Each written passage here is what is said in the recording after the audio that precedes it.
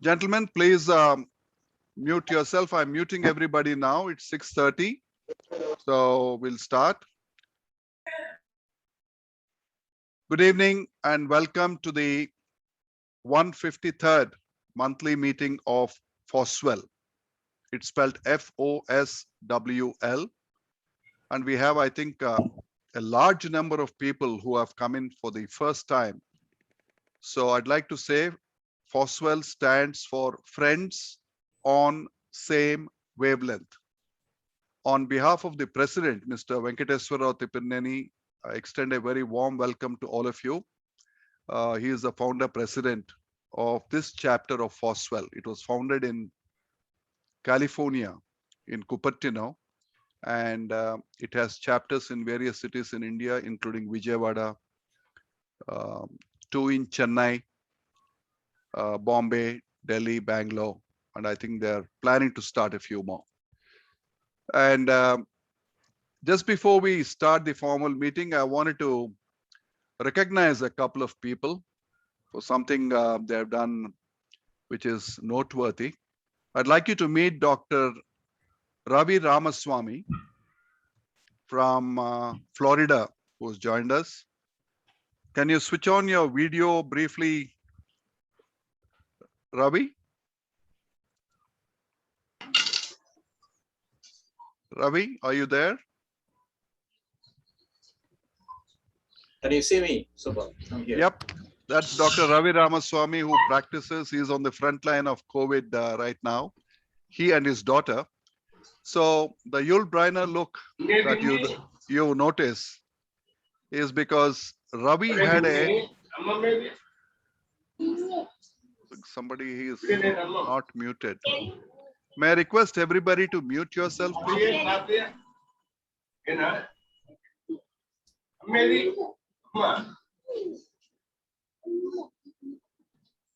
Just give me a minute, please.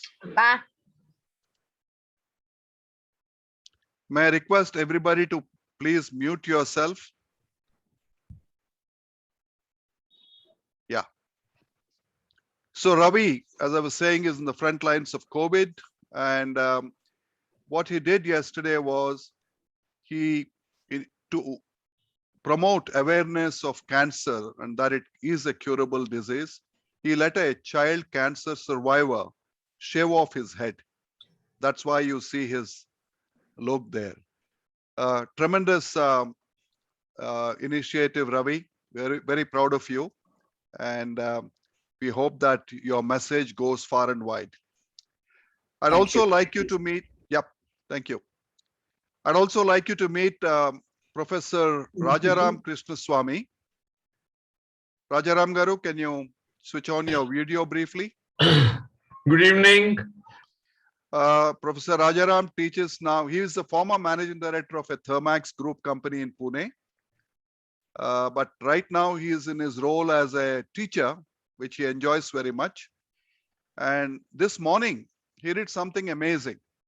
He has conducted a national competition on innovation in operations management. I was fortunate to be able to participate in that briefly. And it was a tremendous thing to see so many young kids come up with such bright ideas. So Rajaram Garu, congratulations. I think you are directly involved in nation building, especially on the innovation front. Thank you. Thank you. Nice. Thank you. Thank you. So may now request once again that all of you please mute yourself and invite Dr. Vivekanand to read the prayer to kick off the meeting. Good evening, everyone. Today's prayer is Heaven of Freedom. Where the mind is without fear and the head is held high, where the knowledge is free, where the world has not been broken up into fragments by narrow domestic walls, where the words come out from the depth of truth, where tireless striving stretches its arms towards perfection, where the clear stream of reason has not lost its way into the dreary desert sand of dead habit, where the mind is led forward by thee into ever-widening thought and action. Into that heaven of freedom, my Father, let my country awake. Thank you, Dr. Vicky.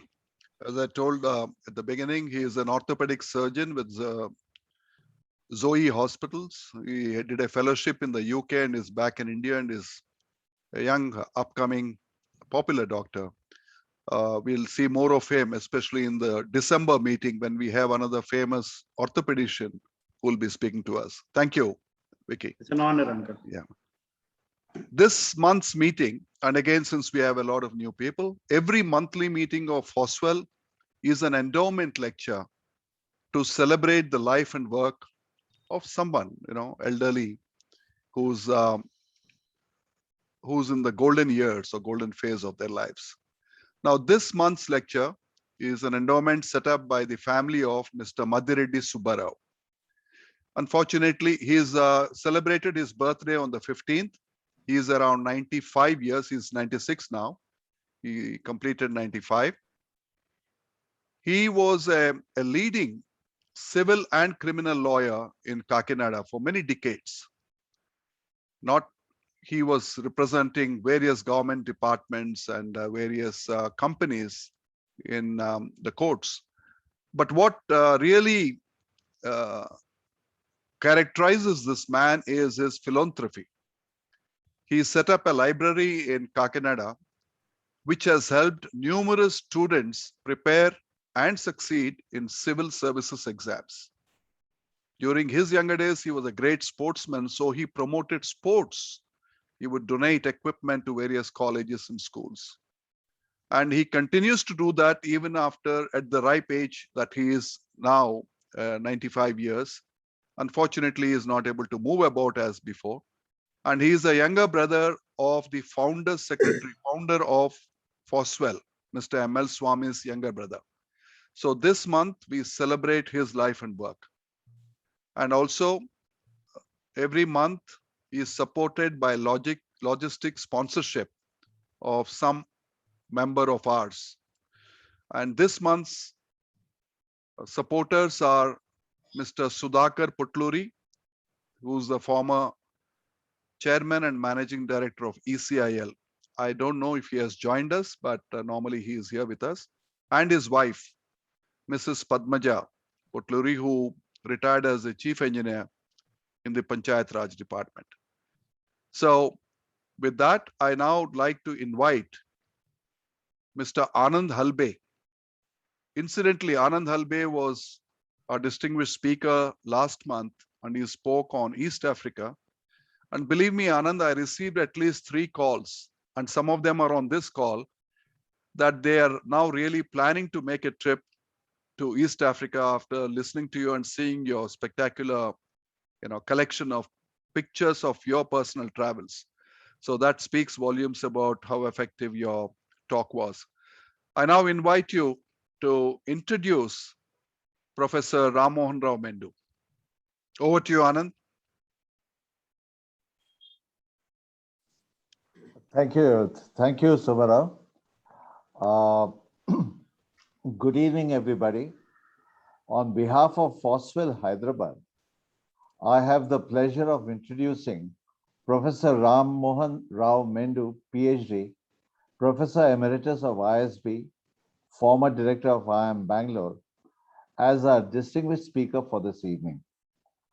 Professor Rammohan Rao Mendu needs little introduction, but for those who are not completely aware, he was the former Dean of the Indian School of Business, Hyderabad, from 2004 to 2009.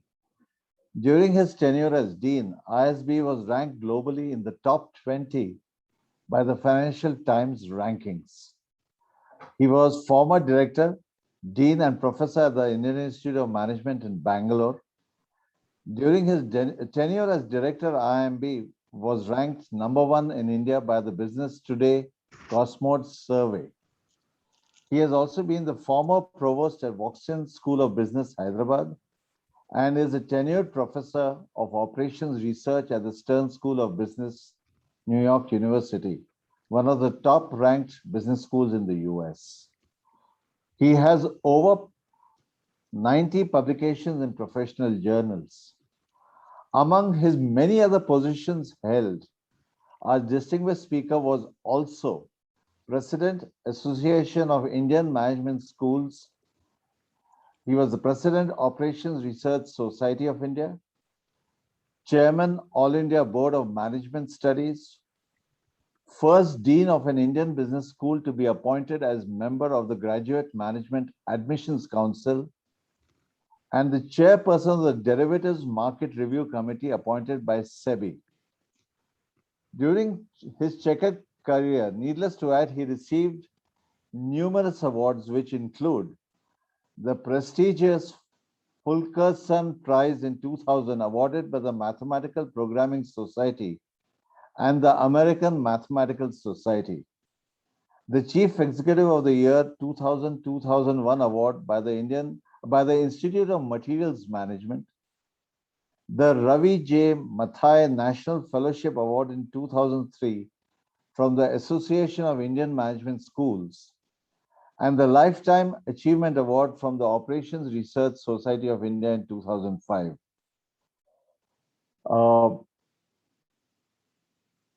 Professor Rao is an alumni of Carnegie Mellon University, where he did an MS in Industrial Administration and a PhD. He did his Masters of Engineering from Cornell University and Bachelors of Engineering from Madras University. The subject of his talk today, Management Institutes, Internal Recognition and Societal Impact, a case study of ISB and IIM Bangalore. Ladies and gentlemen, I have a great pleasure in presenting to you Professor Rammohan Rao Mendu. Thank you, Anand. Thank you for that.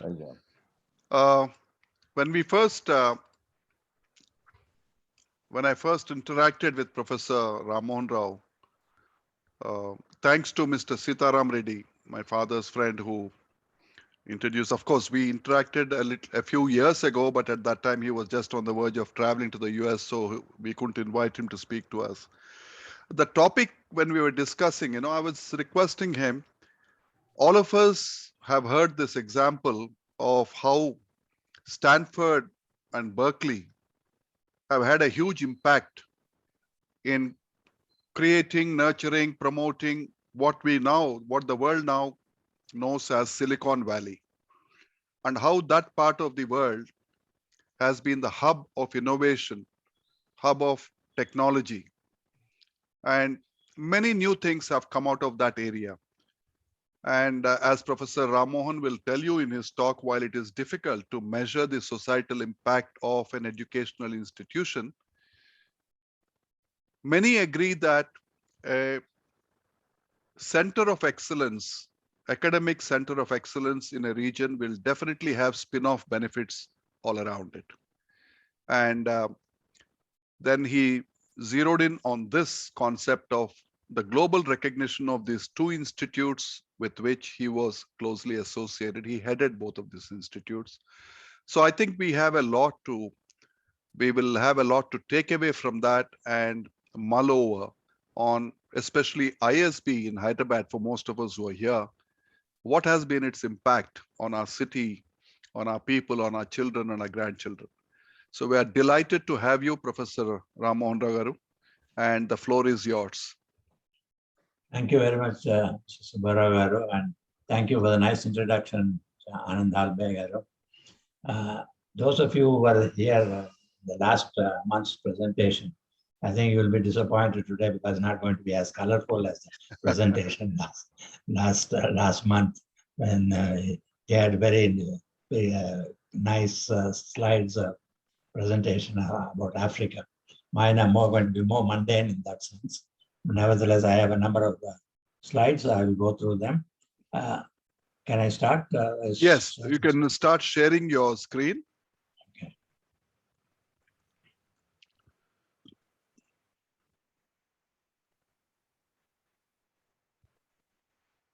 Yeah, we can see your screen. You want to start the presentation mode? Yeah, I want this button. This thing doesn't go up so easily. Bottom right. Yeah, corner. Yeah. Slideshow I want to start. Yeah, okay.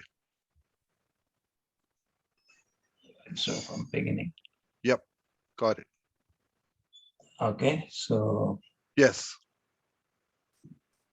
So my presentation is, I'd say in 6 parts. I'll start with ISB because that's more recent. I'd say the historical view, as somebody said, history is nothing but his story. And also the person writing about the history of IIM Bangalore kept insisting that is a historical perspective and so on. So it will be a historical view first, and then about national and international recognition, and then talk about societal impact for the 2 institutions in that order. So at the end of each part, I'll pause and then we can have Q&A, okay? Okay. So creation, I'm using the reference as a book by Pramath Raj Sinha, An Idea Whose Time Has Come, Story of Indian School of Business. So the book is used especially for the historical starting of ISB, how they went about and so on. Of course, from 2004 to 2009, I'm not separated out by years, but 2004 to 9, I was directly involved. And I continued for some more time till 2014 at ISB. So the story, of course, starts with Rajesh Gupta, managing director of McKinsey and Company in 1994. So he was passionate to create a world-class business school in India. Sorry. Okay. So he was active involvement of leading business, got active involvement leading Indian business executives. During 1995, he explored the possibility of setting a business school at IIT Delhi. Because Dr. B.S. Raju was the director, and he told him, yes, it's a good idea, but you will have to follow a lot of restrictions and so on. Like IITs have government restrictions and so on. So this didn't sit well with the corporate executives, that you have to follow all the government rules and regulations and so on. They were, of course, at the same time exploring collaboration possibilities with some more leading business schools in USA. Stanford Business School was willing to cooperate but not collaborate because they said they were too small, they would not be able to collaborate, meaning that they would not be able to share some faculty and things like that. Harvard Business School showed initial lack of interest. Kellogg supported, and advice from Dean Jacobs at Kellogg was you must collaborate with at least 2 or more business schools, otherwise you'll be known as Kellogg School in India and things like that. So response from Wharton, University of Pennsylvania was good, and they said they will willing to join. This is interesting because Harvard changed its view and showed interest in participating with Kellogg, but not with its competitor Wharton School. So you know what competition is all about, but they don't necessarily want to cooperate with each other. Similarly, Wharton was prepared to participate with Kellogg and not with Harvard. So finally, they decided to go ahead with Kellogg and Wharton because they had collaborated earlier in setting Sassoon University in Thailand. Of course, interesting to speculate what type of school ISB would have been if it collaborated with Harvard and Kellogg. Why I say that is, Harvard, at least at those days, believed a lot in research in terms of case studies and so on. Kellogg, especially Wharton, does not believe so much in case studies as research. Using cases is one thing, but the faculty writing cases, they would not consider them as research. In fact, an interesting incident I had, one of the former students of from IIM Bangalore was visiting at ISB, teaching at ISB. He was at Wharton. So I asked him, he was there at Wharton for 4 or 5 years. He said he must be close to coming up for tenure. Tenure is a system whereby you get permanency, otherwise they will ask you to leave. It's the policy in most universities, almost all universities. It's an up or out. So you either get promoted and get tenure or you have to leave. So I said, you must be coming up for tenure. He said, yeah, yes. Asked, do you have any publications? I said, yeah, I have 2 or 3 or 4 and 1 or 2 under review. I have a case and I have a publication in Harvard Business Review. I said, Harvard Business Review, that is excellent. It's very difficult to get a publication in Harvard Business Review.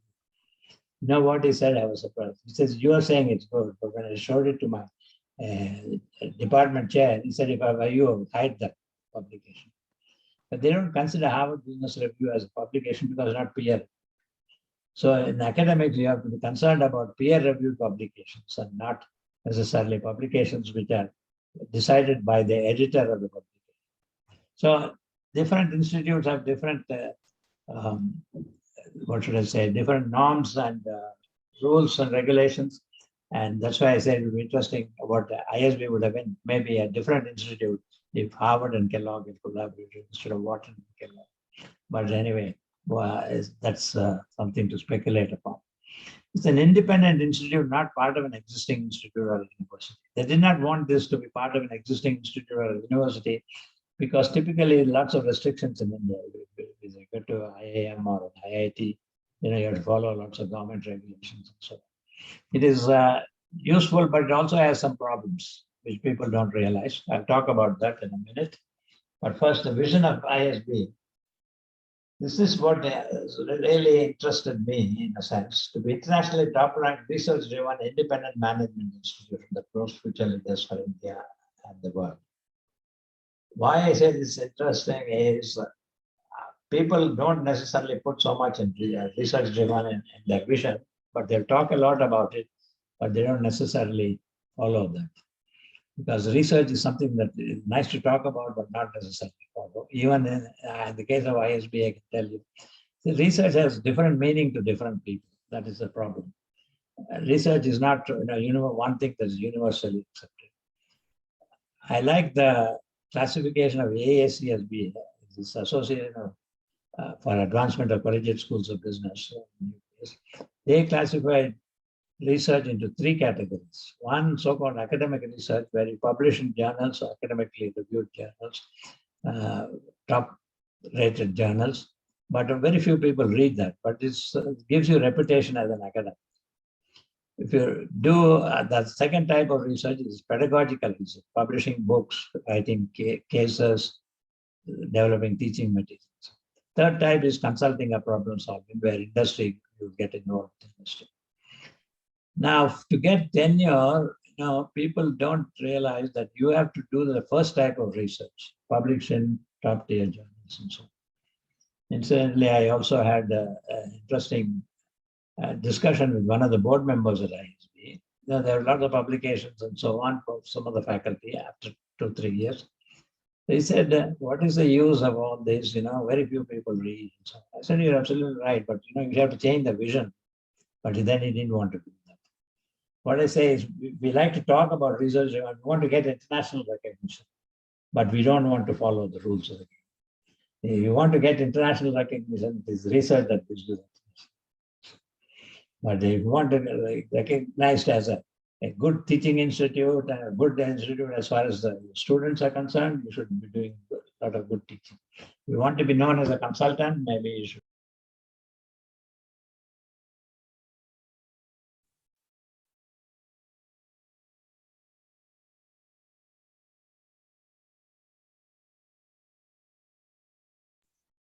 You can hear me?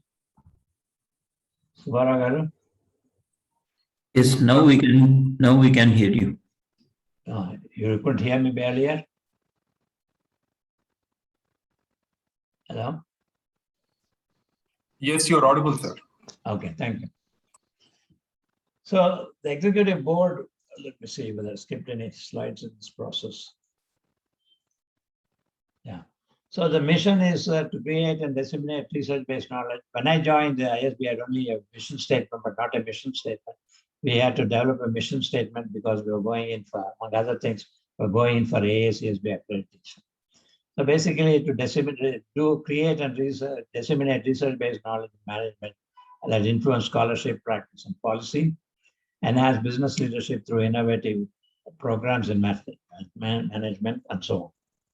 And we added the last one because it is unusual for a mission of any school. But ISB from the beginning had this policy that at least 30% to 40% of faculty, visiting faculty. That was actually explicitly stated, but never put down in writing. So we decided to do that, to have distinguished faculty from India and abroad, not necessarily only from abroad, but even from other institutes, teach courses to provide global perspective in the postgraduate and executive education. So that was added as part of the mission. So formed the executive board and Section 25 company in 1997. ISB is not owned by any single owner. This is important to know because people think, ask me who are the owners of ISB. No single owner. Then they formed a governing board. It's a misnomer. It's not a governing board actually. It's an advisory board. Wanted to change the name of the governing board to an advisory board, but they thought, that let us not do that at this time. But even ISB, makes some, I want to call small mistakes, but you call a governing board as an advisory board as a governing board, it doesn't make sense. So it is somewhat a misnomer, but still continues that way. The executive board is actually the governing board, the executive board. The duration of the program was decided as 1 year. This was all before I got there. Requirement of minimum experience of 2 years of admission, for admission. So students, excuse me, students will be admitted on based on GMAT score and interview. Curriculum was drawn up by a committee of academics drawn from several leading institutions in the USA. And MOU was signed. Choice of location became Hyderabad. That is simply because Delhi, IIT Delhi, Dr. Raju said you'll have lots of restrictions. They didn't. They went to Mumbai, was the next choice. Mumbai, they met the chief minister. They wanted reservations for some of the people from Maharashtra and so on. They didn't want that. And Chandrababu Naidu at the time was very proactive and even invited them and showed them the land, and they were quite impressed, and they decided to set up the campus in Gachibowli. So MOU between ISB and Government of Andhra Pradesh was signed in September 1998 and purchased 250 acres in Gachibowli. So before the start of the program, LBS, London Business School, also entered into a form of collaboration. Program was started in 2001. Now it's actually only a certificate program, unfortunately. Many people may not know ISB is not a recognized institute. So they stayed away from AICTE. So problem is then you cannot give even a postgraduate diploma. Initially, yes, we had some problem because certificates were signed by Dean of Kellogg and Dean of Wharton. Then that meant, according to AICTE, that meant Wharton and Kellogg were involved in running programs in India. So foreign universities offering programs in India, there were restrictions and so on. So that was also stopped, and it became just a certificate program. It is the market that recognizes it. Very interesting. The government also knows that the ISB is not recognized, but they still, whenever it's convenient, they'll say, you must be like ISB. Why somebody asks for recognition? Say, why do you need recognition? Look at ISB. It's not a recognized institution. It's doing so well. So government uses ISB as an example whenever they want to. Most recently, Mr. K.T. Rao, our minister in the IT minister in Hyderabad said they want to set up a aviation university or aviation school. He said you should set up an ISB type school here. So they all talk about ISB in positive sense in some ways, but still not recognized. And what is the downside of that? ISB for its program, in the postgraduate program, has to pay GST, 18% GST. It increases the cost. In any case, second campus was started as a certificate, again, it's a certificate program. The philosophy of the campus, two campuses, is different from many other institutions. The philosophy is one ISB, two campuses. In most other institutes in India, each campus goes on its own. Each campus has its own dean. Each campus will have its own sort of a governing board or executive board. Not executive, but they call him governing council. And they operate independently. Whereas ISB's philosophy is different. There's only one dean, and in charge of both the campuses, and admissions is common, placement is common, and so it's a different philosophy compared to what schools, other schools in India have, other schools that have multiple campuses. And then two new academic partners, namely Sloan School of Management and the Fletcher School of Governance and Law, all started. When the Mohali campus started, they also became part of the collaborative. institutions. So nature of collaboration is important. No payment to the partner school. This is because of the strong involvement of our corporates from India. So no payment. This is very difficult to get that now. You want to partner a school, they'll ask you some money. So, but the IIM-B was fortunate, thanks to the initial founders who are big wigs in corporate India. Faculty, they permit the faculty from the schools to teach at ISB, but that's treated as part of the faculty consulting. So faculty typically in the US system have 52 days of consulting. And so they come to ISB as part of that. And area leaders, each area has a functional area like finance, marketing, and operations will have an area leader. And initially they're from Kellogg, Wharton, and London Business School, and one of the non-partner schools. Subsequently, all from partner schools only, but some area leaders are now full-time faculty. Area leaders are responsible for finding visiting faculty to support the courses. They provided accommodation and meals at the campus, paid honorarium as per ISB's policy. They are paid a substantial amount, but they also end up teaching 2 or 3 courses, so they make a fair amount, otherwise they would not become. They are involved in the recruitment of full-time faculty. This is very important. So they ensure that the quality of full-time faculty that we recruit, we cannot really easily recruit anybody. And they are members of the promotion and tenure committee. And we have a tenure system similar to the one at partner schools, Kellogg, Wharton. And they're also involved in the program curriculum. Initial MOU said the deans of ISB, Kellogg, Wharton will jointly sign the completion certificate. This was dropped a few years later, as I mentioned, because of regulatory issues and so on. So ISB is the sole owner of the school. That means the executive board is there and Section 25 company, and is responsible for raising its own funds. So involvement of Kellogg and Wharton was changed actually, and this is to say that they are supporting schools and so on, but not as promoter schools. So the different programs, there's a one-year program, which is what was started initially, the postgraduate program in management. It's not a diploma program in the sense you can't give a postgraduate diploma in management. You just give a certificate, postgraduate certificate in management. And after that, during my time, or actually just after my time, but the planning was all done during my time, management for senior executives, those who have at least 10 to 12 years experience, and it's called PGP Max. It's a modular program. They come to campus for 1 week, for 2 weeks, every 3 months or 6 months, and so on. It keeps changing, but there is a modular program. The program is conducted in modules. And then they started 2 new programs, working professionals, which is a part-time program, and a program for family. There are other programs that are not like the postgraduate program, but short duration programs, business analytics, healthcare.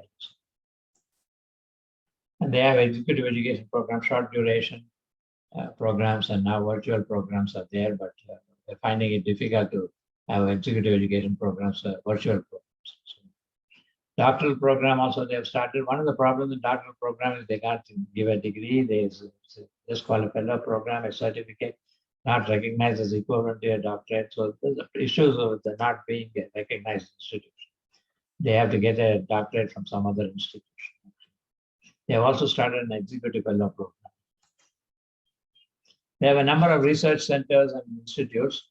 What I want to stress is, see, the faculty are to do research and publish in top tier academic journals, which, as I said earlier, very few people do. But that is one set of stakeholders.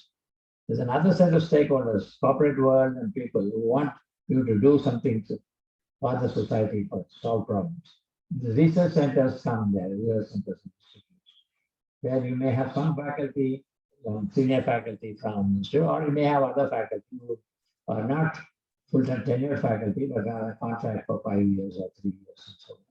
The centers will enable them to do research that is more applied, more oriented towards the industry. So, you have to satisfy multiple stakeholders. You can't be just looking at only the stakeholders who are academics who want a certain type of research. You have stakeholders, business where you have to So we're concerned about that, and we have the postgraduate students who work in the corporate world. So these centers help in doing research that is more relevant, more practical. And some of them may be on a contract appointment, some of the full-time faculty may be involved. My own view is the younger faculty should concentrate on rigorous research, and as they move up the ladder, become associate and full professors, they should be spending more and more time in the research centers and do more practical work and so on.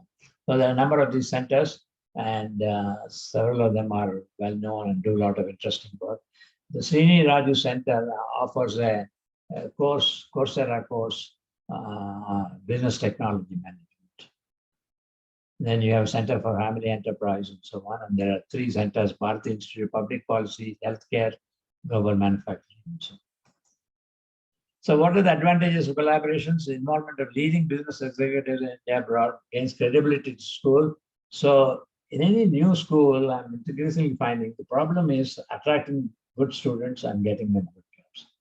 So ISB, with so much of corporate backup, did not have that much of a problem getting students. It had some issues initially, but they were able to overcome that. And the other issue at the other end is placement. ISB also had some issues in the first year, but the founding corporate from India chipped in and hired some of the students. And so once you take care of admissions and placements, then you have to take care of faculty and getting good faculty. So actually, when I moved, and that was really the problem in the sense, getting good faculty was the issue. So the collaboration with Queller and Wharton was gave credibility, and area leaders also gave credibility. So rigorous selection process was there, and actually GMAT scores rapidly increased and became even very competitive with the schools in the US. And one of the features that was important in the early recognition of ISB was starting at the executive development. Typically, schools don't start executive development program at the start. In the start, they will do their postgraduate program and then slowly move into executive. ISB decided that they will collaborate with London Business School and Kellogg and Wharton and so on, and offer executive development programs. So this gives a lot of credibility also to the school. And area leaders, of course, participated in rigorous selection and so on. And they're members of the promotion tenure committees. So as I said, no payments to collaborating schools. So that was a good thing. ISB is not owned by a single owner. That decisions are taken collectively after frank and detailed. If you have a single owner, sometimes it becomes difficult, especially if a single owner is from a company and the company is not doing well for whatever reason, then the funds for the institute may get cut. So not being a single owner was. What are the drawbacks? World-class facilities, of course, require huge investments, high maintenance costs, high faculty compensation in order to be competitive. You see, when I first joined, I simply thought, they're offering high salaries, and why not, why are they not getting faculty?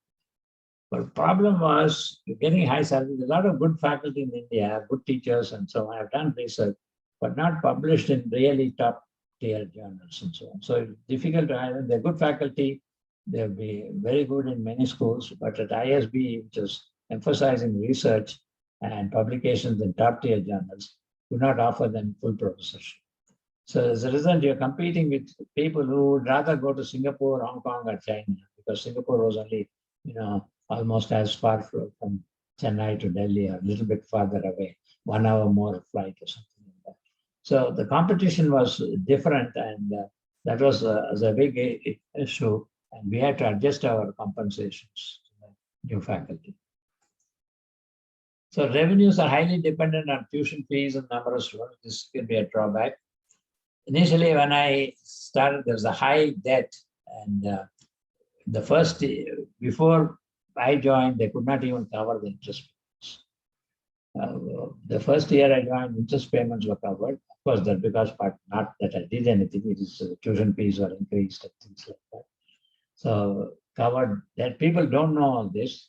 There was an emergency meeting at the executive board because there was an issue with not paying, covering interest payments, then it could become a defaulter and so on. So some of the executive board members chipped in, and made sure that the interest payments were covered. But of course, they insisted that you get more students, more fees, and so on, so that you become self-sufficient. That's fair enough, actually. So some restructuring of loans had to be done and so on. But first year I joined, we were able to cover the interest payments thanks to all that increase in fees and number of students. Second year, we were able to cover not only the interest payment but also the what do you call the deductions for your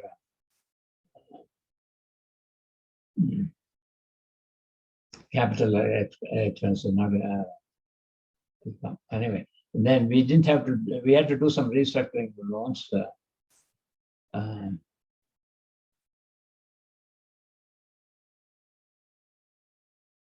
And we had no endowments. That was a big issue.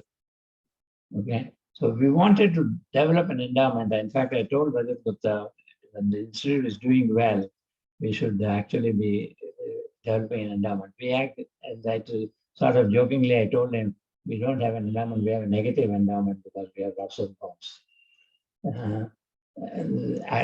My first experience, we had a center for capital, center for, what was the center called? Center for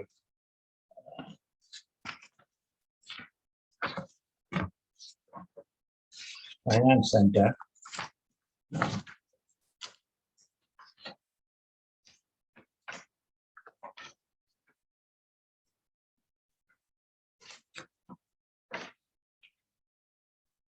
Analytical finance is called. It was PJ Naik was sort of a distinguished member of that advisory board. And the first meeting he asked me, what is the debt equity ratio of ISB? I knew something about debt and equity. I never thought of that in that way. So I quickly said, I know ISB has a debt of about 125 crores or so, 30 crores. Equity, roughly about $50 million were donated. And in those days, it was 40, 45 or so. So you take close to 50, maybe about 50 million into 50 was 2,500.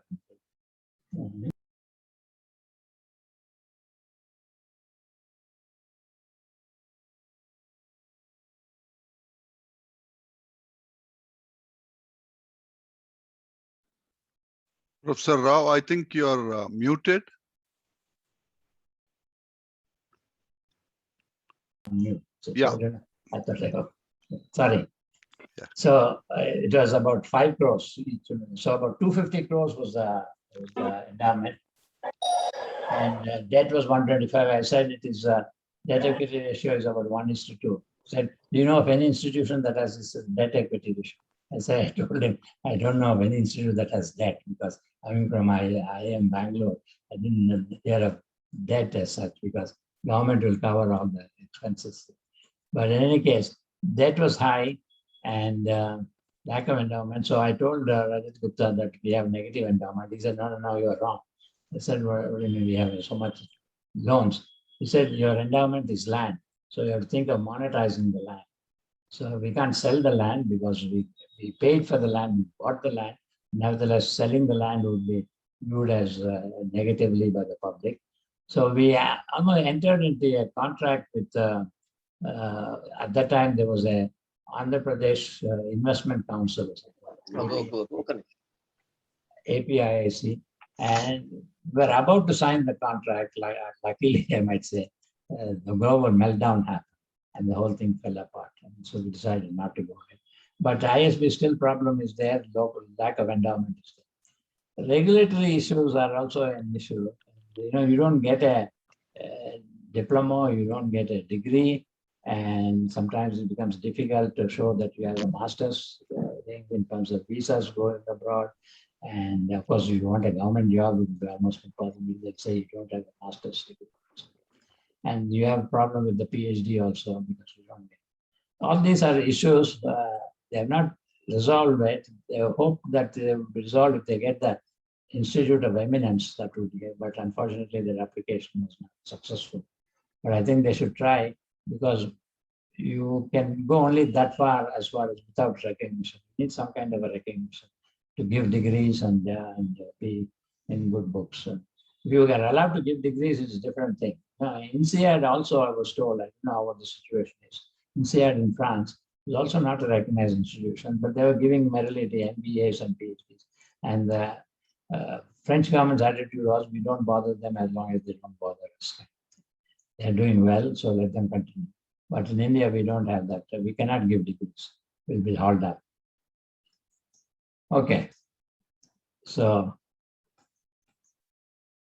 before I go to national, international, let me pause for a while. If you have any questions, I'd be happy to.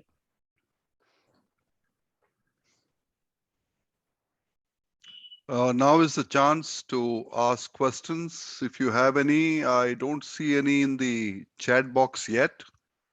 A lot of you have, of course, given your contact information, which we will, yeah, there is, I think, one coming in. Do you attract seasoned professionals from industry, from MGPL Narayana? The question is, as faculty or as faculty, yes. Yeah, we do have now a professor of practice and so on, but they're not on a tenured position, they're on a contract basis, maybe 3 years, 5 years, depending upon what is agreed upon between the institute and that person. They're on a contract basis. Please type in your questions in the chat box if you would like to ask a question. What's Dr. Venkateswarlu says, what's your opinion on research by management faculty? See, I told you, my view really is, if you want international, you have to be clear what you want. You want international recognition, and also there are multiple stakeholders. Initially, I think you should try and go in for, that's what I've advised some of my colleagues who have now become directors of other IIMs and so on. Initially, you insist on rigor. Younger faculty should be doing what I would call discipline-oriented research. As they move up and they gain experience, they should start doing more applied kind of research. So people ask me the question, relevance versus rigor. How can anybody be against relevance? It's like being against motherhood. Relevance is important, but you need rigor in relevance. But if you just start with relevance only and don't have any rigor, then it's very difficult for you to get rigor in relevance. So start with rigor, even though it may not be immediately relevant, but over a period of time, you must move into relevance. So you need the centers to do this relevant research, the younger faculty to do, and as they grow and become assistant professor, as they get tenure. Assistant professors, they don't have tenure. After they get tenure, they should become more into, work more on practical problems. Problems that the center, one of the jobs of the center is to raise funds also and help out the faculty in terms of this. I don't know if I've answered you. You need both. You have multiple stakeholders. That's the problem. You forget there are multiple stakeholders. People think there's only, if you think there's only one set of stakeholders, you'll have a problem. If you think only stakeholders of the business world, then you will not get an academic. If you think only the academic world is your stakeholders, you will have a big problem with business. So you have multiple stakeholders and you have to do multiple things. Thank you. There's a question which says, how does this 1-year program compare in rigor to the 2-year program offered by the IIMs? See, you look at the number of hours of teaching, it's a little less, there's no doubt. But if you look at the US schools, for instance, they're on semester system, 14 hours, 14 weeks or so classes. And for each week, they're in the classroom for about 12 to 15 hours in a week, 15 hours into 14, and 2 semesters, and 2 years multiplied by. And in 1 year, this is fact in ISB, it's a 51-week program, and there are no vacations and so on. There's 5 weeks of classes, then 1 week of exams, and they go through that for 8 weeks. It's very rigorous that way, very demanding, but the number of hours is only slightly less than the US school, but it's somewhat less than the IIMs and so on. But you know, my own view is IIMs actually have more time spent in the classroom students spend more time in the classroom than when compared to US schools. So you don't lose much rigor, but there is, of course, the trade-off is that there's always a trade-off in this. You're trading off some of the rigor, let me say, some of the getting more rigorous or more program material and so on, compared to losing one more year of work. See, IIM's 2-year programs are typically not in the US, but in India, 2-year programs are typically admit people without experience. The ISB admits people only with experience, 2 years minimum experience. So some of it is compensated by the experience, I would say. So Thank you. Thank you. Dr. Arora, Air Commodore Dr. Arora wants to know why, military science, space protocols, and such defense subjects are not included in the curriculum of ISB. And there's another question which says, with UGC forcing faculty to conduct research, is there a risk of their losing their teaching skills, which is their primary vocation, so to say? So to answer the first question, frankly, I don't know why, but I think maybe not enough attention is paid, or not enough defense people have come to ISB saying that we should be offering programs in this kind of, so they give some support and so on. There's also a defense college in Hyderabad, so maybe they go there rather than going to ISB. I don't know, ISB may not want to actually compete with the National Defense College in Hyderabad, but I don't know the answer to it. Mr. Rajaram Krishnaswamy from Pune wants to know, your view on academicians like Raghuram Rajan bringing their knowledge to public life. I mean, obviously, he's referring to his stint as RBI governor. May I also just add to this, sir? Yeah. Sure, go ahead. Good evening, sir. Wonderful talk, and all agog. My co-alumnus from IIT Bombay, Mr. Viral Acharya, former Deputy Governor of RBI during Mr. Raghuram Rajan's time, was also from Stern School of Business, New York, from where you are also. I'm sure you probably know that and interacted with him, as well as Dr. Raghuram Rajan, who was from the Booth School of Business from Chicago and came to RBI. So I do feel the societal impact that both these gentlemen have given. Also, Urjit Patel has gone back to the US. I think that is something that appeals to me a lot. Individuals, if not the entire university by itself. Would you like to say something about this, sir? Yeah, sure. Viral Acharya, I knew when he was a student at Stern School. Then he went to London Business School, I think, and then he came back to. See, they have a policy in most schools in the US. They don't hire their own graduates unless it becomes absolutely necessary.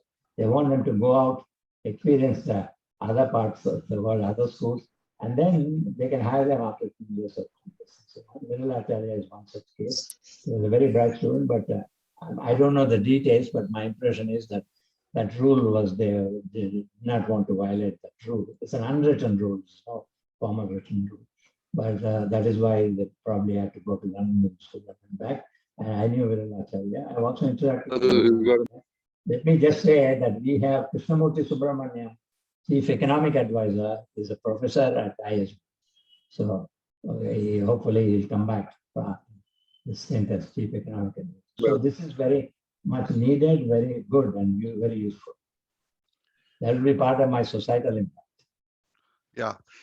Mr. Rajiv Pandya wants to know, in terms of diversity, how does ISB promote or attract global students, international students? What is the percentage they have now? See, a problem with the definition of international students, one problem. Because anybody who has a foreign passport is considered as an international student. So a lot of Indian origin students who have American citizens and so on. So even then, the percentage is small. There's maybe only about 7 or 8% or something like that. But if you really think of foreign students, in a sense, it's very minimal. And so problem is, we don't give a degree and they're worried about what will happen. So This is where one of the drawbacks of not being a recognized institution. So in fact, some of our students, while going for a job, had problem getting visa, saying you don't have a postgraduate program. Yours is only an MBA, and then you have a certificate. I mean, you only have an undergraduate degree, and then you have a certificate. So this is one of the drawbacks of not being recognized. So quick answer to your question is hardly any foreign students. A small percentage, still a small percentage of what are called foreign students, those who have a foreign passport. But several of them are of Indian origin. Thank you. There are more questions coming in, but I wanted to do a quick time check. It's 7:25. Would you like to continue? Yeah, let me continue. I think. Yeah. Better. Please, I request everybody to type in your questions. That will save us time. I'll pick out a few. We cannot obviously answer all, but please type in your questions even as the talk is going on. That way we'll have a few when he stops. Thank you. So I'll quickly go into this national, international recognition. We had a lot of distinguished personalities. Pranab Mukherjee, President, and President of India, Srimati Pratibha Patil, and so on. Very interesting things I'd like to share. Kapil Sibal was one of the graduation speakers. He had come, I didn't put his name because there's quite a long list already. He was the graduation speaker. And 1 week later, he was HR, the Education Minister for Education.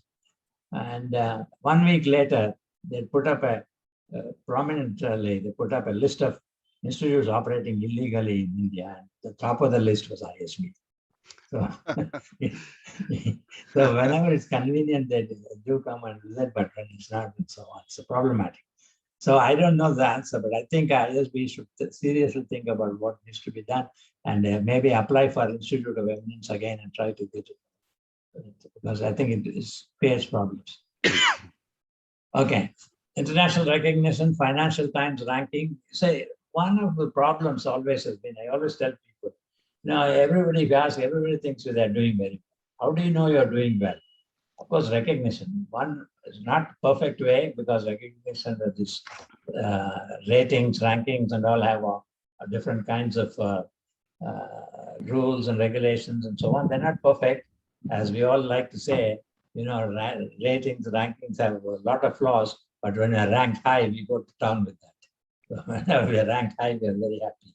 But other times we complain about it. So in 2008, ISB got ranked 20, and then sometimes it went as low as good as 12. The lower the number, the higher the rank, the better the rank. And of course, over the years, it has slipped down a bit. Currently, it's 23rd. I'll put up this for IIM-B, and also some people may be interested in what IIM is. Accreditations, we have Accreditation Association for AACSB accreditation, EQUIS European Quality Improvement System, AMBA. IIM-B is the 100th globally Triple Crown, and those of you who are horse racing institutes know what the Triple Crown is: the Kentucky Derby, the Preakness, and the Belmont Stakes, or the Triple Crown in horse racing. So they want to say the Triple Crown is getting AACSB accreditation, maybe like the Kentucky Derby, then you have the Preakness, and then the Belmont Stakes. So Triple Crown, 100 schools have got the triple accreditation. So then now ranking is becoming a big, money spinner for magazines, but even universities are into the act. The University of Texas, Dallas, top 100 worldwide business school ranking, research country. They look at only research contributions because business school has so many different aspects, right? Research, placement of students, and societal impact, all those kinds of things. But this is only on research. ISB somehow slipped out of the top 100, but they've been close to 100. And ISB is the only one in the top 100 worldwide. The only one in India, in the top 100 in the world. As far as this is only for research contributions. There is QS worldwide ranking, and ISB is again very high. I see, as you will see later, IIM Bangalore and IIM-A are much better in this ranking. I think ISB entered in this ranking only very late in the game. I'm not even sure why they entered. Sometimes what happens is people rank you even if you don't enter and don't submit. And so on. I'm not sure ISB decided to go. ISB, at least during my time, decided to go only FT 50 ranking because it is it takes, see, there's 2-year programs at IIMs are not eligible for that because you have to admit students with work experience. They look at the salary at the time of joining, salary at the time of after leaving, what is a salary 3 years. So if you have no salary at the time of starting, then not eligible. So the 2-year programs of IIMs come under Master of Management, but they have also started a 1-year full-time program, and they take in about 80 to 100 students, and those are ranked, and some of them are ranked very well also.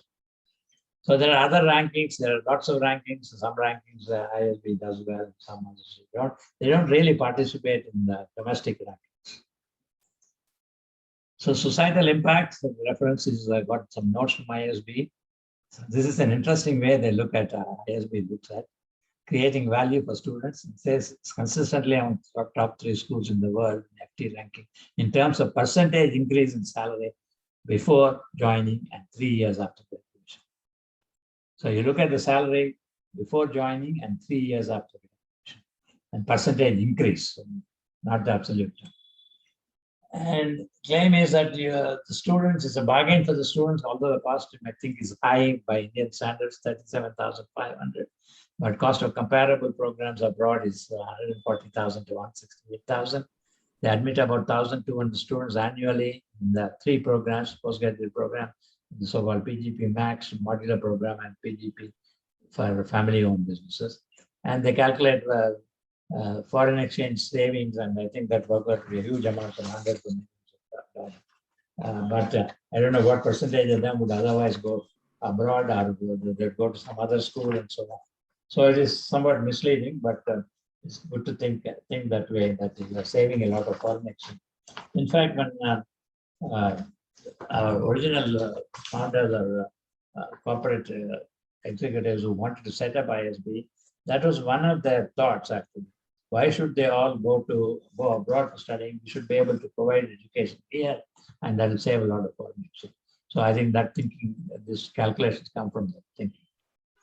So in the 20 years, there are now over 11,700 alumni in 60 different countries and 600 entrepreneurs for family businesses. More than 550 top leadership positions, 12 alumni are faculty members of top business schools, such as London Business School, Leeds Business School, and so on. Fellow program in management, again, it's a problematic, but they're equivalent to doctoral program. They have been appointed as faculty at London School of Economics and Public Policy School in France, in IIM Ahmedabad, IIM Udaipur. Because IIMs, they don't worry so much. If you have a FPM, they think it is okay. So social entrepreneurship, 7 startups since 2020, but there have been many earlier. I have skipped that. Research and thought leadership, 75 publications in top tier journals by 27 different program faculty. This reason why you give 27 is many institutions, there may be a large number of publications, but it's done by only few faculty. So they want to know, actually, all this accrediting agencies ask how many faculty are actually publishing. Google citations, 1,485 Google citations, Scopus citations, and so on. They got grants of 13.09 million in the last 2 years. And see, there are so many different rankings these days. FT Global ranking as one as general. They also do a research productivity. As ISB is ranked 77 globally, and it's the only institution from India. ISB's emphasis has been in research, so as far as only research is concerned, if they look at only research, ISB ranks good. But overall, IIMs, other IIMs, IIM-A, IIM-B. So instructional impact, a lot of case studies, case writing, trained 700 faculty in case writing, and offers a business technology management course in Coursera, and 1,300 women entrepreneurs during 100,000 women entrepreneurs launched and funded by Goldman Sachs. Goldman Sachs had a program where they wanted to develop women entrepreneurs, and they funded this, and ISB was one of the initial partners, and over 1,300 women entrepreneurs have gone through the program. So with the government of Andhra Pradesh and Telangana, they conduct a program for engineering students, technology entrepreneurship program, basically promoting entrepreneurship. And doctoral consortium, they help out in the schools and conduct programs for advanced doctoral students. They also hire a lot of research assistants and support them financially and help them do initial research. And then they get admission in top schools in the US. So there's one way of getting admission is they work at IIM-B for 2 or 3 years as research assistants. And then they get admitted. Of course, they do some research also at that time. And they get admitted at schools such as Wharton, Kellogg, Berkeley, and so on. So governance impact, I already mentioned, Chief Economic Advisor to the Government of India is Professor Krishnamurthy Subramanian, who is a Professor of Finance at the IISB. We were talking about that earlier.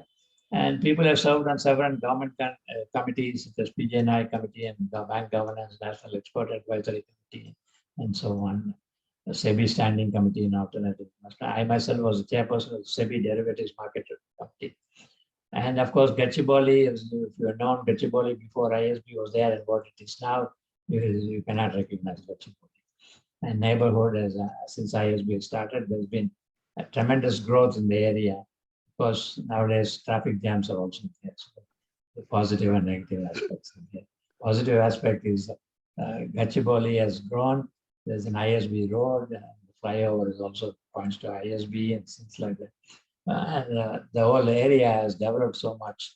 And I sometimes wonder, before IISB came, there was Infosys, and there are other companies, but they don't seem to get as much prominence as IISB. I think real development of Gachibowli happened after IISB started. So before I go to IIM Bangalore, I can stop here. Although I said after weeks, but after the parts 2 and 3 now. So after this, I'll have only 3 more parts. It will be a little bit shorter. There are no questions in the chat box as of now on this, so maybe we can proceed. Okay, go ahead. Okay.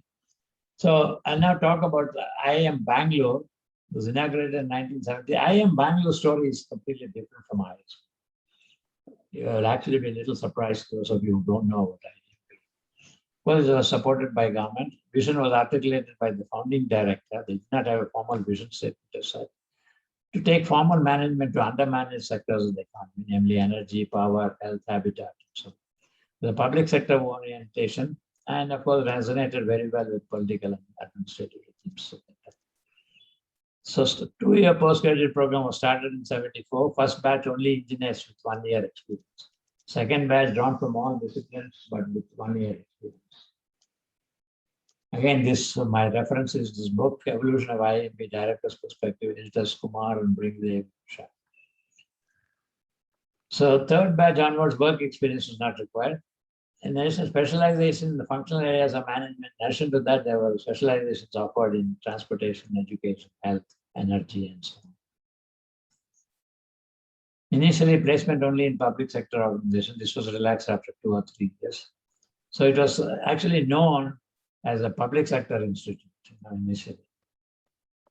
A separate section of 60 students was started in 79 for those wanting to specialize in the so-called undermanaged sectors like agriculture, energy, transport, and so on. Placements were, however, predominantly in the private corporate sector. The separate section was dropped in 1986. Sectoral management courses were then offered as electives, and students were required to take at least 2 such electives during the second year. This requirement was also dropped after a few years. You look at it from 1974, when the first program started, to 1986 or so, or 1988, IISB was like a startup. The new product that is tweaked often. The same product, but it's tweaked often. The market was lukewarm, and the students were unhappy. They wanted regular PGDM, like IIM, Ahmedabad, and Calcutta. The question that I think all of us should really think about is, when do you abandon the product, which is a sectoral management, that is not successful in the marketplace, and you go back to offering the traditional one, business management, for which the market is good?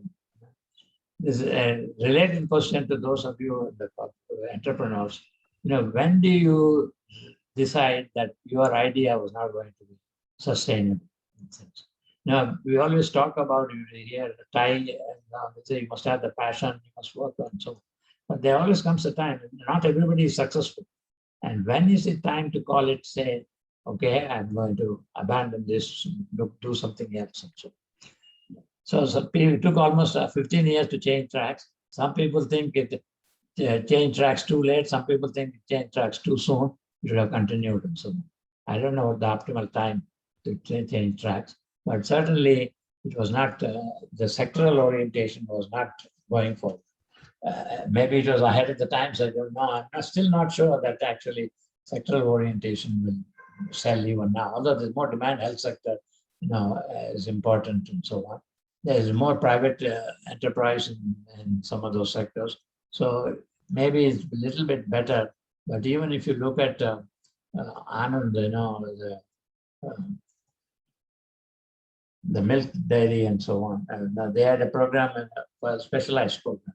Even they have now gone to regular management program, not specialized to dairy or cooperative societies. So my journey at IIM-B, I joined as professor in 75, the area of operating research, and also you had to have an affiliation to a sector, transportation sector. I served as dean, not director, as I said, as dean is not director at IIM. So top position is the director. Dean research and consultancy during the 2 years, 96 to 98. 97 to 81, 79 to 81, I was in leave of absence at Stone School. And 82 to 92, I used to spend approximately 4 months every year at Stone School. Initially on leave of absence from IIM Bangalore, and then coming to IIM-B on leave of absence from a tenured professor at Stone School. So I kept a lot of commuting in that sense. So 92 to 2004 as a full-time professor and became director in March 1997. One is missing there, to May 31, 2002. Tenure as a director, I emphasized on research. Some of the people were not entirely happy, but that's where it is. I remember one faculty member asked me, told me, you have become a director now, you are emphasizing research, you're saying. Your predecessor did not, I don't know what your successor, because he knew that my term will be only 5 years because of my age, and because you superannuate, you want to continue. So, emphasis on research, I think I must credit my successor. They continued the emphasis on research. Now, IIM Bangalore is considered one of the good places for research. Promotion policy, I tweaked. I said you will not get promoted for all the new hires. You will not get promoted unless you do research.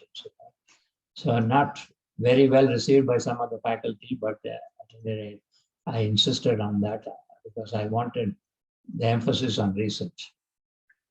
Started the software, the postgraduate program, software enterprise management. Now it has become a part-time program. I think it started as a 3-year program. Now I think it's a 2-year program. Fridays, half day, it was in the morning, and Saturday, all day. We originally thought we'll have in the evenings. They told us, software professor told us that in the evening they're on conference calls, they won't be able to attend. So we had to tweak the timings to suit them, their availability. We had corporate support, Wipro, Oracle, and Saskin were initial promoters and so. And we started international student exchange programs, international student projects, and international placements and so. So one of the things I realized quickly, if you want to do research, you need funding. Problem is that at the time I took over, ISB was just about, this government had what is called the matching grants. What it meant was they took the 3 years IIM-B's expenses, and I think 92 to 94 or something like that, 93 to 95, 3 years. And they divided that by 3 and said, this is the total expense. That is what we will give you every year, and increase it by inflation 7%. You spend more, you have to raise your own money. But if you raise more money and you generate a surplus and you establish an endowment fund, they'll give a matching grant. It came to be known as the matching grant scheme. When I took over as the director of IIM-B, I realized IIM-B had very little matching grant, very little endowment, hardly 5 crores or so. Whereas IIM Ahmedabad and Calcutta had close to 30, 40 crores. and they were increasing, they're generating surpluses. Of course, they were getting more funds from the government because of the way the matching grant scheme was started. With the initial amount that they would give was based upon your expenses during, let's say, 92 to 94 or 93 to 95 for 3 years. So at that time, IIM-B's expenses were lower. So IIM-A and IIM-C were getting more and more grant from the government. And they were having a much more endowment fund. Of course, their campuses were getting over. IIM-B's campus was relatively new. But still, I realized that what will happen one day, they will have enough endowment fund and they will ask for autonomy. So I said at that time, IIM-B should not be far behind. We should be within striking distance and say, we also want autonomy. Because I said, no, we are not quite ready. Give us 5 years more or something. Then you may never get autonomy. So we started increasing fees. Some of people said you're becoming expensive and so on. But my point of view is we don't increase fees for those who are going into the second year.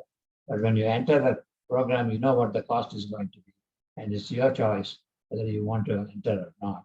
And they were all getting good jobs, and I don't think anybody has any objection. And always we had the philosophy, no student will be denied education because of funds. They'll be given adequate loans or grants by the showed that need-based scholarships.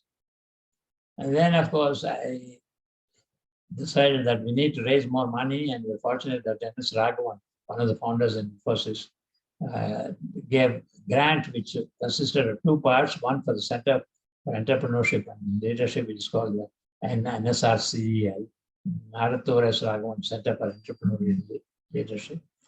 And the other part was faculty development, actually. That was used very little during my time, but I think subsequently they started using that faculty. And we got some donations from alumni. Infosys gave some scholarship to doctoral students and so on. And we had some government support. So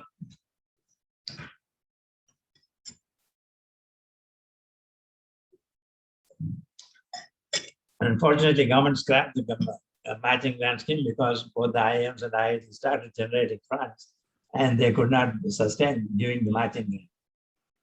Remember, the matching grant was generated a surplus. Then if you get it into your endowment, then the government will give a matching grant. And they got worried when IITs and IIMs started generating surpluses. And so they stopped that, unfortunately. So we got funding from the Department of Personnel Training. This is again, there was quite a bit of struggle with some of the faculty, thought that it was a backdoor entry for sectors. But my own feeling was public policy and management, this ISB is also finding it difficult. So you don't have enough students who would pay the fees and actually going for public policy. There may be few, but not enough.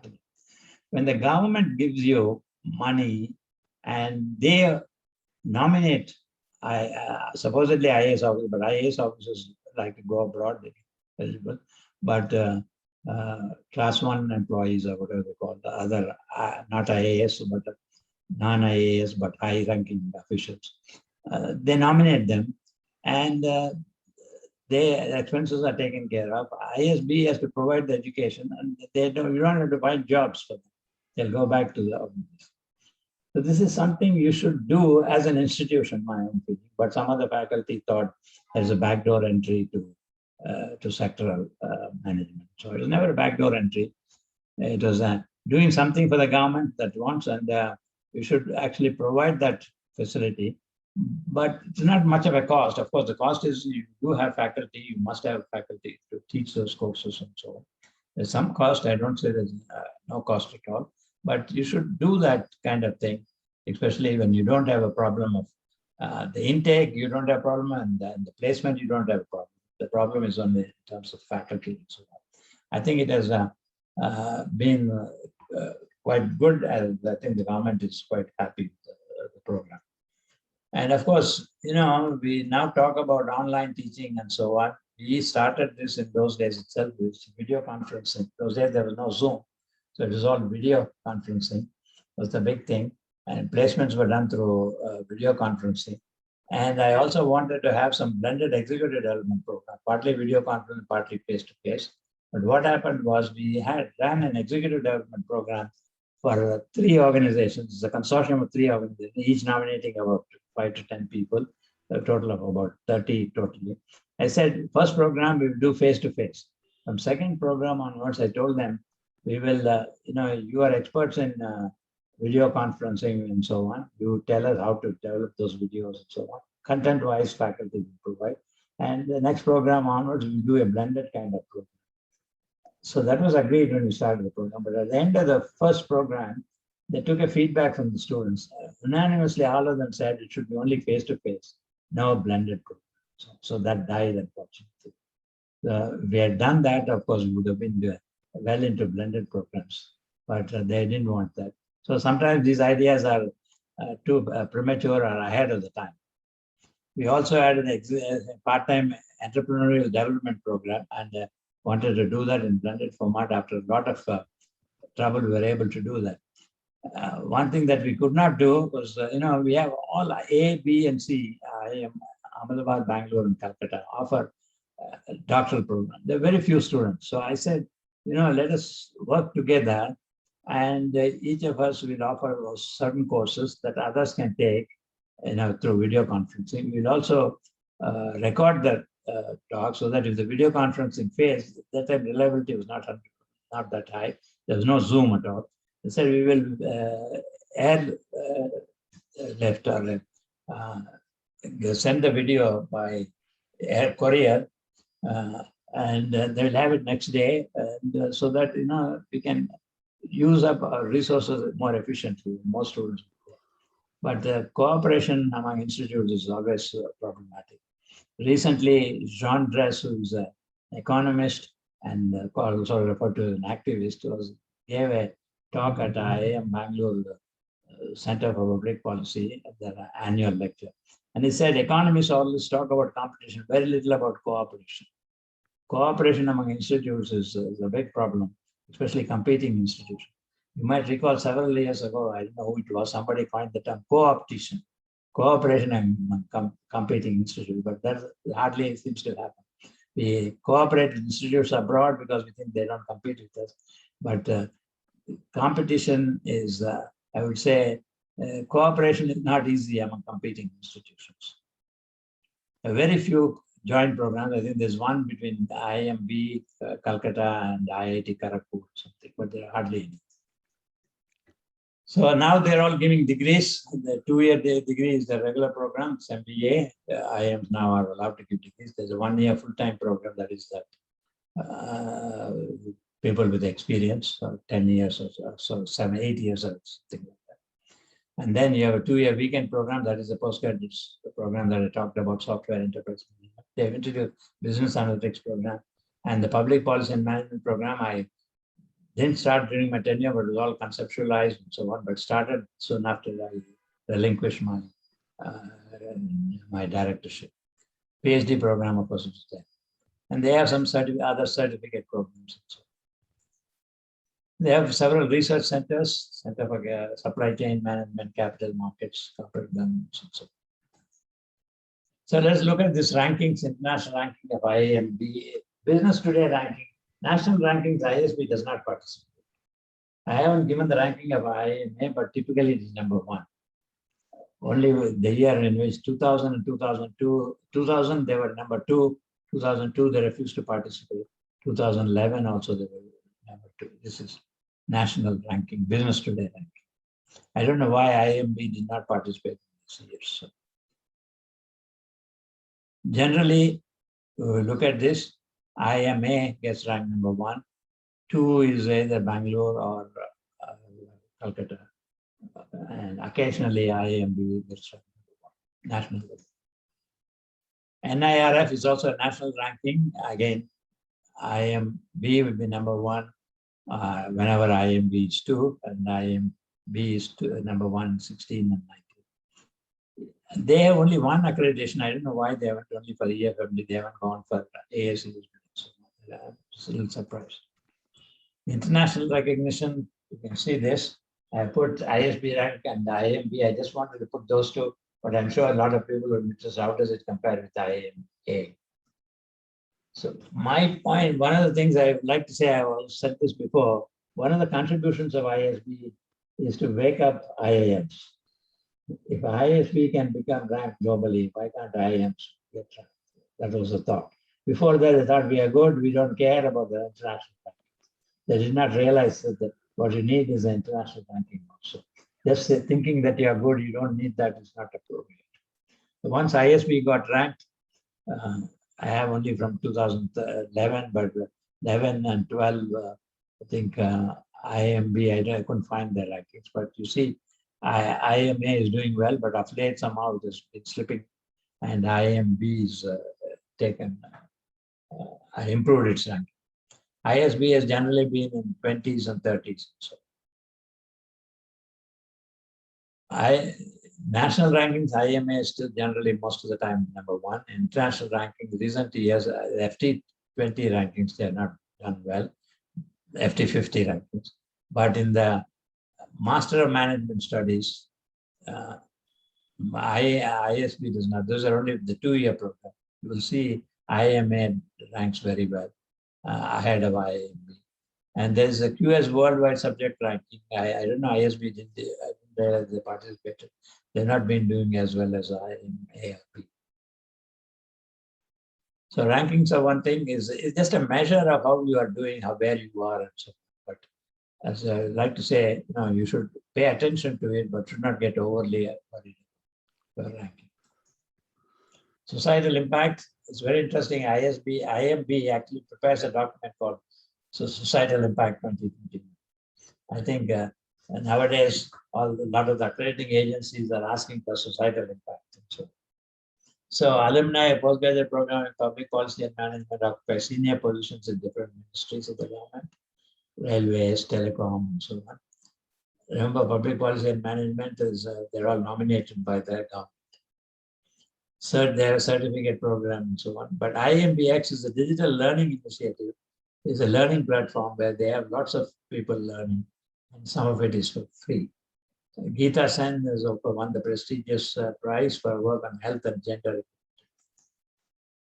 They have an Office of Diversity and Inclusion, and they admit students with disabilities. They had 12 students in 17, 19 batch, 20, 18, 20. So actually, one of the first students with some disability with vision impairment, not completely blind, but almost completely, maybe 80% blind or so, was admitted for the first time during my time as director. We provided special facilities. After graduation, he was employed by Infosys. I don't know what he's doing now, but IIM-B has been paying special attention to people with disabilities now to get them admitted and so on, provided they meet the standards. And then, of course, there are women startup programs offered by NSRCL, and more than 435 jobs have been created. So some of the notable alumni who are teaching in the academics, you have people teaching at Stern School, IIT, Cambridge, Harvard Business School, Dartmouth, and so on. Oops. Where did I go there?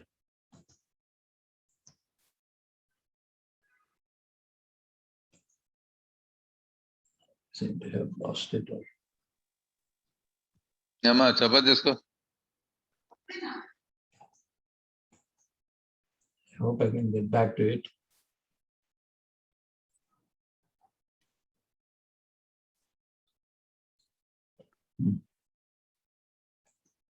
We are able to see the slides.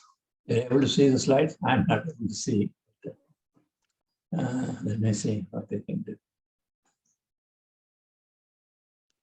Let me do stop share and come back and share. Sorry about that. Share screen.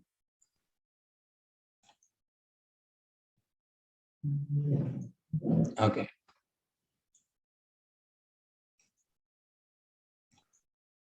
So some of the alumni have gone into arts and literature. Some have become Sanskrit scholars, authors, and so on. So there's a list. And in the business, of course, the most recent one is Sangeeta Paul Chowdhury, who's become quite famous in terms of his book on platform revolution and so on. There's the youngest alumni to get Distinguished Alumni Award, IIM Bangalore, and so on. So there are a number of people. Sanjay Chatterjee is chairman of Goldman Sachs India, and so on. So a lot of people have been doing well. And in public sector, we have, early years of public sector, we have former chairman of ISRO and Ravi, the content was IF officer, the diplomat, and so on. We have IS revenue secretary. So that's all I have to say. I'd be glad to answer any questions and so on. I've taken quite a bit of time, but I'll be glad to answer questions.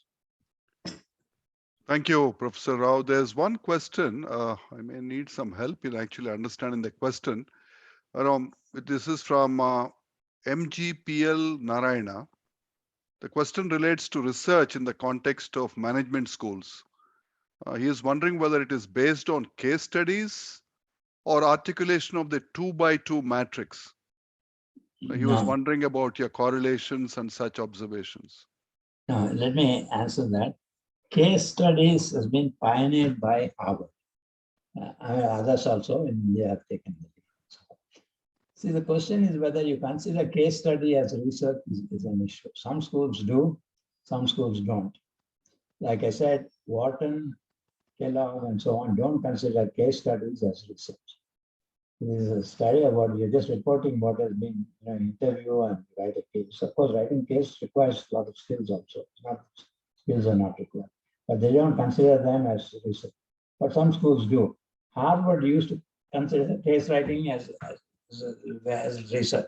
Even Harvard has started changing its definition.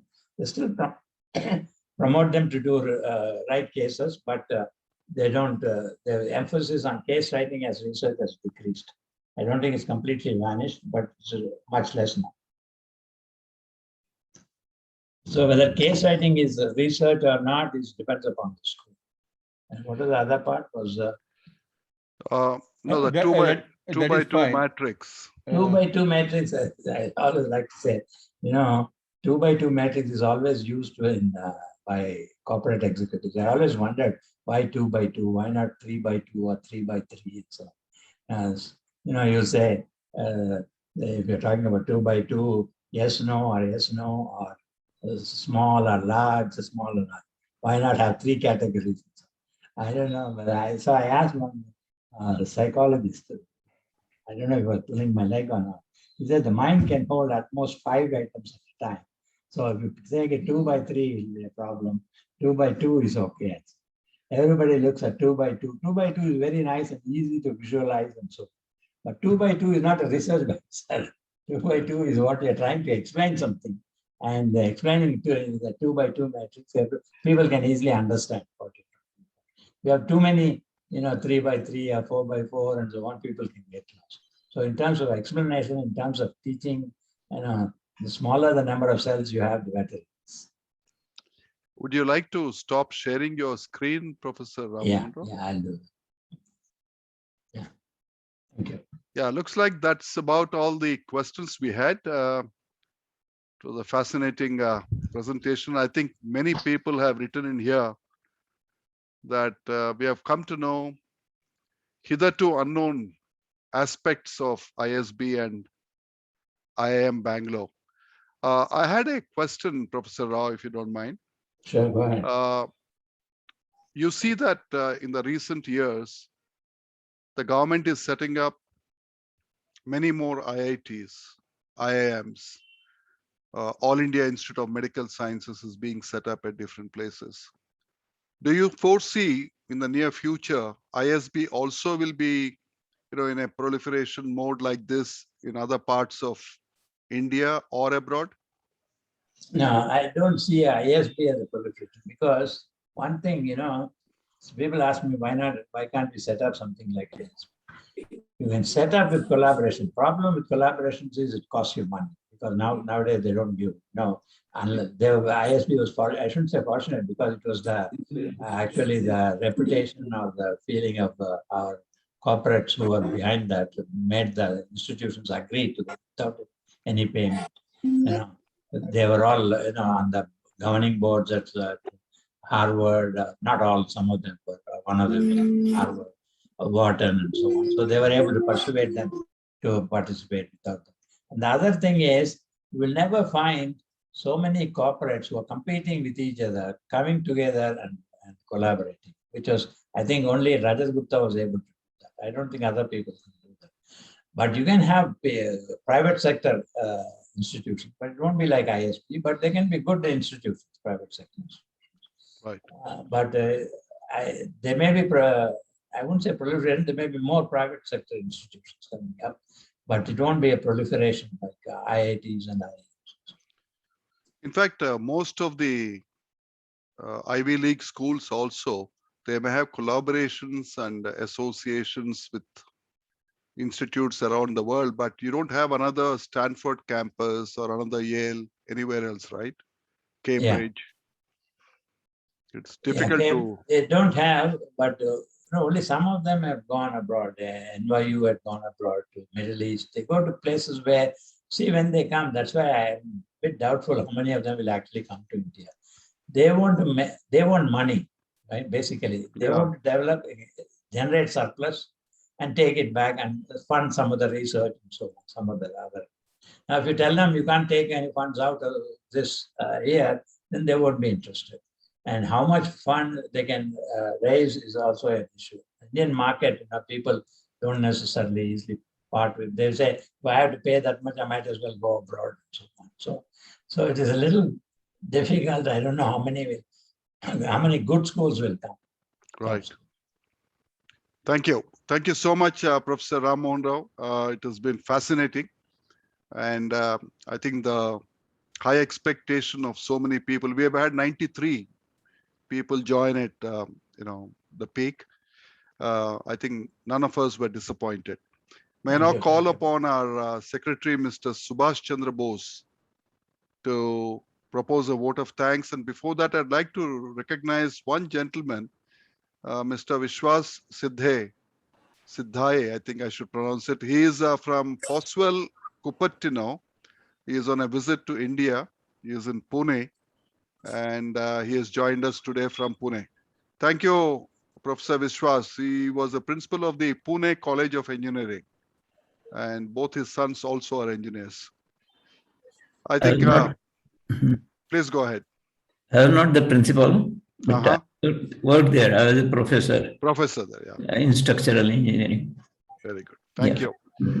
Yes. Mr. Subhash Chandra Bose. Good evening, ladies and gentlemen. President of FOSWL Hyderabad, Sri Venkateswara Rao Garu. Distinguished Speaker, Professor Rammohan Rao Mendu. Family and friends of Sri Madhireddy Subbarao Garu. Ladies and gentlemen. Thank you all for joining this 153rd monthly meeting on Zoom. We thank the family members of Sri Madhireddy Subbarao Garu for establishing an annual endowment lecture in his name in the month of September. We also thank Sri Sudhakar Potluri and Srimati Padmaja Potluri for the annual logistic sponsorship for the month of September each year. Many years ago, when it was announced by the then Chief Minister, Sri Chandrababu Naidu, that he is working on establishing a management institute of global standards, few of us may have understood the impact it would have on our society in general, and more particularly on our children's generation. The other examples are IIT and BITS, which set up campuses here. Another example is the university town of Manipal, which has transformed the economy of the once sleepy village and put it on the global map. As Professor Rammohan Rao said, while it is difficult to measure the societal impact of such centers of excellence, there is no doubt that they bring about huge change for the betterment of the communities they are set up in. We thoroughly enjoyed the very interesting and informative talk by our distinguished speaker, Professor Rammohan Rao, and we thank you, sir, for spending the evening with us and enlightening us. Thank you, Dr. Vivekananda, for rendering the prayer. Thank you, Sri Anand Halbe, for joining us from Pune and for introducing our distinguished speaker. We are very happy that the family members of Sri Madhireddy Subbarao Garu could be a part of today's meeting. Thank you for joining us this evening. We propose to continue with the Zoom meetings till further notice. While the rate of vaccination appears to have picked up momentum, please remain cautious and refrain from going out unless inevitable. Our forthcoming meetings are as follows. Saturday, 16th October 2021 at 6:15 p.m. Ms. Anand Halbe, alumnus of the London School of Economics, passionate researcher on the culture of nomads in India, will speak on pastoralism. In the month of November, Saturday 20th, Professor Murali Krishna V. Iyanki, Dr. Raja Ramanna, Distinguished Fellow at the DRDO, former National Coordinator for Geospatial Public Health to the Government of India, will speak on smart villages. On the Saturday, 18th December 2021, Professor Matthews Varghese, HOD of Orthopedics, St. Stephen's Hospital, New Delhi, will speak on learnings from COVID-19. Once again, it was nice for all of us to get together, even if it was virtually, for this 153rd monthly meeting. Good night, ladies and gentlemen, till we meet again on the third Saturday of October for our 154th monthly meeting. Thank you all. Thank you, Mr. Bose. And before you all leave, since many of you have attended for the first time, I'm seeing some messages here in the chat box. If you would like future invitations, please leave your name, email address, and mobile number in the chat. And we'll add you to the invitee list so that you'll be notified of future meetings. And a big thank you to all the first timers who have joined us in FOSWL. As you can see, we are completing nearly 13 years. By December, we'll complete 13 years of monthly meetings. Every month on the third Saturday at 6:15 on Zoom. Unfailingly, this meeting will be held. So you're more than welcome to join us. Thank you. I'll keep the meeting open for a little while for you to type in your details in the chat, and then I'll close the meeting. Professor Rao, thank you very much again. Subbarao Garu and all the participants, I want to thank all of you for your patient listening. Thanks a lot. I enjoyed talking to you. And you've seen that Mr. Sitaram Reddy stayed on till the end. He's right there now. If you have any questions, feel free. I think I can get my email. Address. I'll post your email in the group. Yeah. So you can ask me.